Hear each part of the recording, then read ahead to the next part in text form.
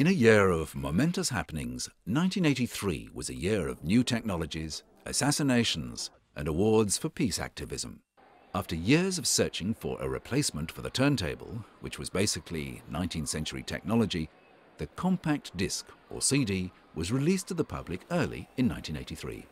Revolutionizing the music recording industry, the CD soon became the standard, and derivatives of the technology now form the basis for many digital storage systems.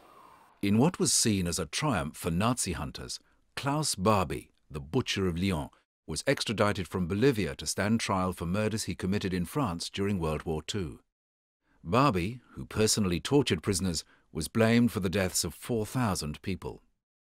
In April 1944, Barbie had ordered the deportation to Auschwitz of a group of 44 Jewish children from an orphanage at Isieux. In Asia, a cold-blooded assassination became one of the momentous happenings of 1983 for the Philippines. It was on August the 21st that former Filipino Senator Benigno Aquino was murdered at Manila Airport. His death sparked off a series of riots and demonstrations and pushed the Philippines closer to a popular uprising. It also put the spotlight firmly on the question of an eventual successor to the then 66-year-old President Ferdinand Marcos. As Aquino left his plane, shots rang out, and the journey to the capital, which had begun in the hope of political reconciliation, ended when both Aquino and his assassin were gunned down. 3 Philippine generals were later implicated in the murder. The momentous happenings of 1983 continued with events that celebrated opposition to tyranny and oppressive colonial rule by foreign powers.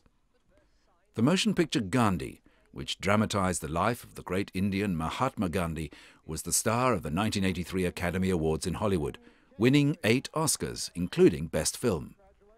Ben Kingsley, who won Best Actor for playing the part of Gandhi, told reporters that he was not in danger of thinking of himself as a guru. I think that if one allows one's strict limits on the work to spill over into other psychological areas, I think it's dangerous. I think it's a manipulation of the ego that can become a little bit ill, so that my limits on my work are very, very strict. I'm a storyteller. I stick strictly within that frame. I don't really indulge in any bizarre psychological exercises. So no, it was my job to share Gandhi with you, but never to become him, no. And Sir Richard Attenborough, who was named Best Director after struggling for 20 years to finance and make the film, told a news conference he hoped audiences would listen to the message of peace contained in the movie. One of our political leaders at home said to me in a letter that the 3 hours of the film had achieved more than he'd achieved in 50 years of politics, and that he just hoped that Mr. Andropov and Mr. Reagan and Mrs. Thatcher might perhaps go and look at the movie.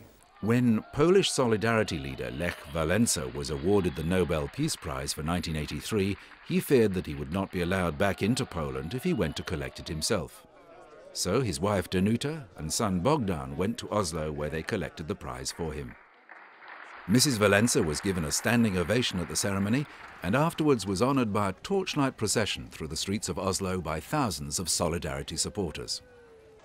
When a Korean Airlines Boeing 747 was shot down by Soviet jet fighters in Soviet airspace on September the 1st, killing 269 passengers and crew, this so-called mistake was nothing but a tragedy that was highlighted further by lies and a cover-up of the truth. Of course, it was a mistake in the sense that the pilots certainly took this plane for a reconnaissance plane. They never thought it was a civilian plane. If they did, the decision would have been totally different. I'm absolutely certain of that. A few weeks later, when Soviet officials handed over personal effects and belongings to South Korean government and airline officials, the recovered black box recorder of the ill-fated flight was not among them. In a year that had seen a small amount of justice and a large amount of tragedy, 1983 was truly a year of momentous happenings.